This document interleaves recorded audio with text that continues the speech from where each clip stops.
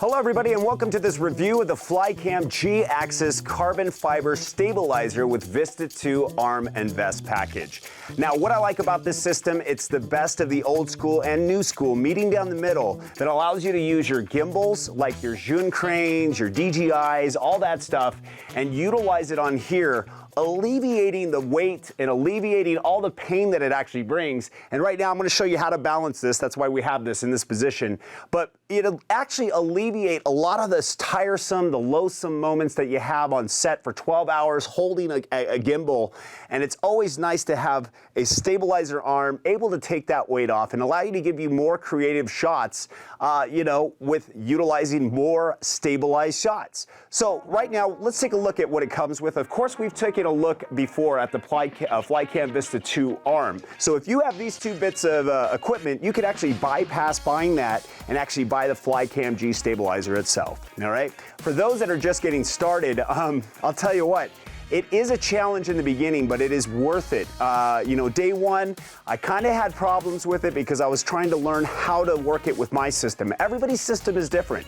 You may have a heavier camera or, more batteries on there, more SD drives, whatever it is. Actually, the Flycam Vista-II can accommodate that.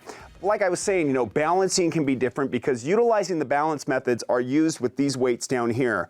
They come in these 3-piece segments. So there's actually 12 total, and they actually detach from each other. So you can actually go into the cheese plate here, a little bit of these cheese plate holes, and screw them around to mix and match what matches up here. Now, I don't have my gimbal on at the moment, so let me go ahead and turn that on so it gives you kind of a better example. And this should actually balance out a little bit better than what it looks like at this point. So there we go. Right now it's a little balanced out. You can see that this is going a little bit forward here. So what I want to do is actually you could take the bottom here, and this is the beauty of it, is it shifts back and forth as well, giving you that nice balance. All right, so now you can see it going to the right. That's okay. I will be shifting that later. That could be done with these weights as well down here. Like I said, it is actually the best of both worlds because what it does, it actually helps you have a little more energy left in the tank. All right, so I have this vest already set up to what to my weight and whatnot. Depending on how many donuts I had, we will see right now. We have our first clamp that this is going to go in. Okay. All right, then we have the back brace. Okay. Back brace goes around. This is what actually all the weight is distributing to. So instead of your arms being numb, your back may be numb a little bit if you, go long periods of time with this. But, if you need to do an hour shoot or a 45-minute shoot, this is actually a lot better than actually holding it just barehandedly. So let's take a look at the Flycam Vista-II arm. Now, what I like to do is hold this with 2 hands, obviously, and flip it around to where it needs to be. All right.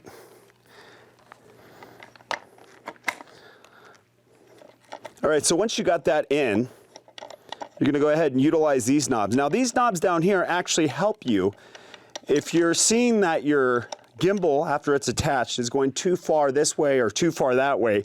These knobs are gonna go ahead and help you with that. They'll help you navigate the right balance. But right here, I have this already perfectly balanced out.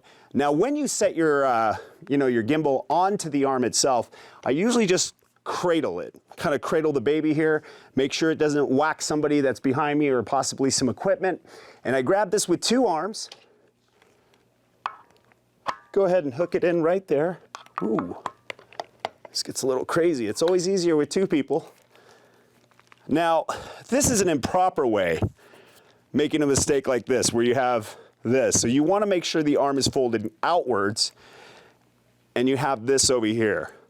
Now, what I found out my first day when I was working with this was that I was doing this, and that's obviously counterproductive because it's really not working with the suspension and the springs here, which actually counterbalance the weight. Now you can see it floating. So these knobs tighten right here, and you want to get it to a point where it's not tight. That's not the point. You want it to be able to bounce, give you a nice bounce, and the beauty of it, if it's going this high, that's pretty good because it'll actually come down right about there. You want to get it to where you can actually monitor the people and actually see your monitor right, or depending where your monitors be. Some people can actually attach a monitor down here. that's a little more convenient for them as well. It just depends on your flavor and your taste. Now, one of the beauties of this is it's nice with the Z-axis, but that is going to depend on you. It's going to depend on your experience and your practice over time. Like I said, day one, you could see the difference. Day two, working the Z-axis and walking like a ninja and learning the steps, it got a little bit better. So that's going to take time. I kind of went in here expecting, oh, it's going to take the Z-axis away immediately and the bumping that you always get. And it's all in, you know, your experience and how you're going to put this together in yourself. So the beauty of this is that you can actually take that away. But what I find awesome is that don't overdo it. You don't need to overdo these shots. See how beautiful a shot like that can be? We're always in the mind of having to run and see how far we can push it. Only push it if you have to. If the shot calls for it, then you can do it. A little jiggling's okay. But the whole point is to release as much pressure of your hand off this and getting this to balance. As you can see, it's almost like a magic trick. And you can see the gimbal will read every movement. Every gimbal is going to be able to be smart like that. So it's a really cool thing for twisting around. It's the only real time you really want to put your hands on that, but you barely want to touch it. And I know that that's a secret that I've been working on for quite some time. All right, so right here is the Flycam Vista-II package. It comes with the vest, comes with the arm, and obviously every system is going to be different. Every system setup is going to be different.